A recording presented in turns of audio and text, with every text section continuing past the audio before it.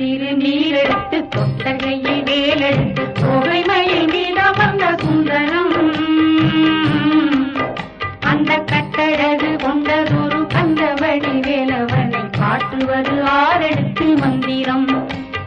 தொட்ட திருநீரெடுத்து தொட்டகையில் வேலெடுத்து தொகை மயில் மீதம் வந்த சுந்தரம் அந்த கட்டழகு கொண்டதொரு கந்தவடி